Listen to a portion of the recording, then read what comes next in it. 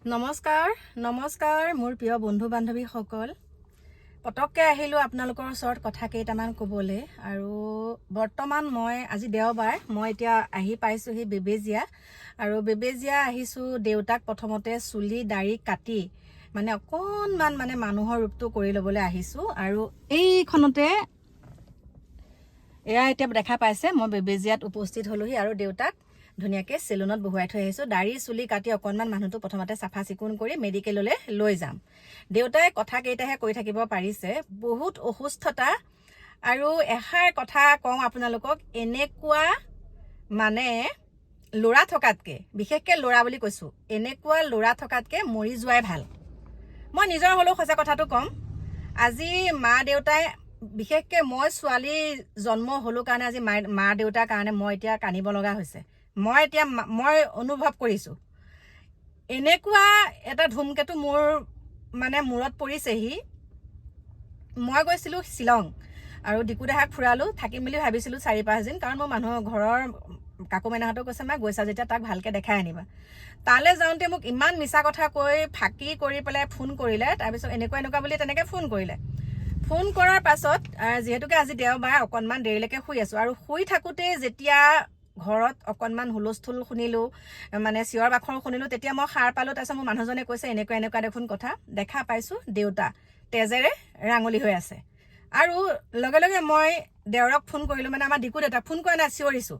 কাৰণ ডিকু মোৰ লগতে শুই আছে, মানুহজন কাকু কাকুহঁতক উঠোৱাই নাই তেতিয়াকৈ, ৰাতিপুৱাতে। আৰু তাৰপিছতে মই ডিকু দেহাৰ দেউতাকক বোলো ভাইটিও এইফালে আহ। কাৰণ মই তেনেকুৱা পৰিস্থিতি আমাৰ ঘৰত হোৱাও নাই। আমাৰ বিশেষকৈ মই বিয়া হোৱা ঘৰখনৰ কথা কৈছোঁ, মোৰ স্বামীৰ ঘৰৰ কথা কৈছোঁ। তাৰপিছতে মই ক'লোঁ বোলো ভাইটি চিঞৰিলোঁ, সিহঁত সিফালৰ পৰা আহিলে।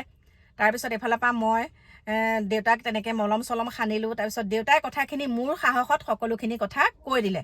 বিশেষকৈ মোৰ সাহসত মই যেতিয়া দম দিছোঁ তেতিয়া মোক গোটেই কথাখিনি কৈ দিলে যে আইজনী এনেকুৱা কথা। এতিয়া শুনক, নিজৰ পিতৃৰ মাতৃৰ পইচা এনেকৈ ইমান আত্মসাৎ কৰিবলৈ কিয় লাজ নাপায়নে বাৰু? নিজৰ পিতৃ মাতৃৰ টকা, পিতৃ মাতৃৰ বৃদ্ধা অৱস্থাত ভালকৈ চোৱা চিতাটোৱে মেইন দায়িত্ব। কিন্তু সেই পিতৃ মাতৃৰ পইচা মাৰপিট কৰি যেতিয়া পুত্ৰই লৈ যায়।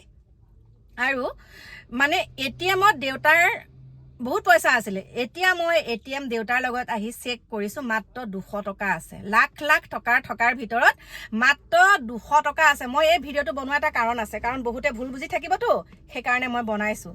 মোক দেউতা মাৰ পইচা মোক বেজিৰ আককণৰ সমানো নালাগে, কিন্তু মোৰ দায়িত্ব আছে, মা দেউতাক চোৱা দায়িত্ব আছে। কিছুমান কথাৰ কাৰণে মই ঘৰত নাযাওঁ, মোৰ বুকুখন কঁপি আহে কিছুমান দৃশ্য দেখিলে। কিন্তু সেইখিনি আহি এতিয়া মোৰ ঘৰত একো প্ৰব্লেম নাই, মোৰ ল'ৰা ছোৱালীৰ লগত একো প্ৰব্লেম নাই, মোৰ বিশেষকৈ মোৰ পৰিয়ালৰ লগত কাৰো লগত মোৰ একো প্ৰব্লেম নাই। কিন্তু প্ৰব্লেমটো ক'ৰ পৰা হ'ল জানে? মোৰ মা ঘৰখনৰ পৰা মোৰ বহুত প্ৰব্লেম।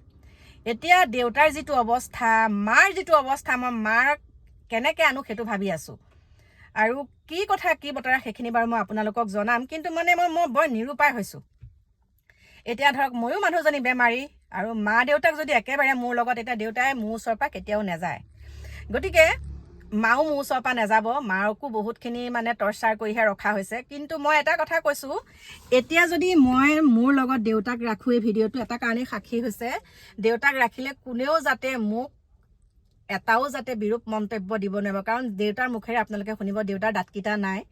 আৰু দেউতাৰ দাঁতকেইটা নাই কাৰণে স্পষ্টকৈ কথাবিলাক দেউতাৰ মুখত আপোনালোকে শুনা দেউতাই ক'ব নাজানিব। এতিয়া মই একে চুলিত ৰং কৰি দিব দিছিলোঁ, বোলো যেনেকুৱা অৱস্থা হৈ আহিছে।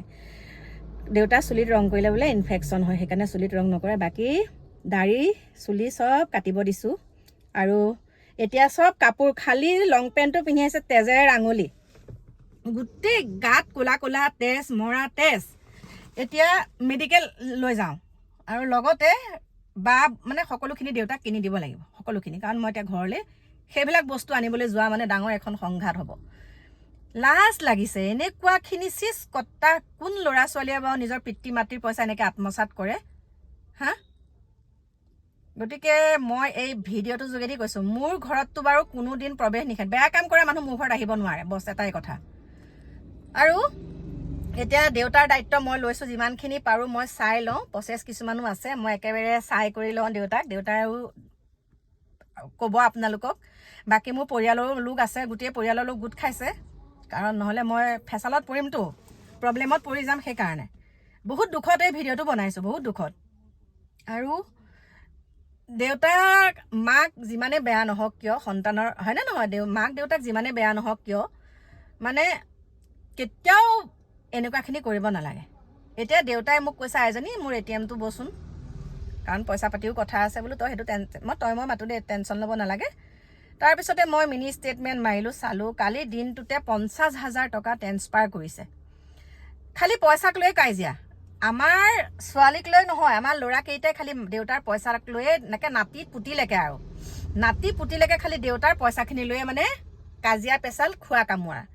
গতিকে মই এই ভিডিঅ'টোৰ যোগেদি কৈছোঁ, এইখিনি বয়সত মোৰ ওচৰলৈ গতিয়াই পঠিয়াই দিলে হয়, গটাই মাৰি পঠাই দিলে দেউতাক, কিন্তু পইচা তোহোঁতে খাবলৈ কেনেকৈ লাখ লাখ টকা নি পেলাই মানুহটোক এনেকৈ এতিয়া ৰাস্তাত দলিয়াই দিলি, আৰু সেই দায়িত্ব এতিয়া মই ল'ব লগা হৈছে, হয়নে নহয়, মই ল'ব লগা হৈছে। গতিকে প্ৰিয় বন্ধু বান্ধৱীসকল, বহুত দুখত কৈছোঁ, এইখিনি সময়ত পিতৃ মাতৃক শুশ্ৰূষা কৰিবলৈ পোৱাটো এটা বহুত সৌভাগ্যৰ কথা। গতিকে মই সেইখিনিকে শিৰত পাতি লৈছোঁ, আৰু আপোনালোকক মই দেখাবলৈ লাজ নকৰোঁ, সকলোখিনি আপোনালোকক দেখাম দেই। এতিয়া দেউতাক মানে তাত থৈ আহি পেলাইহে মই ভিডিঅ'টো ইয়াত বনাইছোঁহি। বহুত দুখ লাগিছে, বাকী দেখাই আছোঁ ৰ'ব।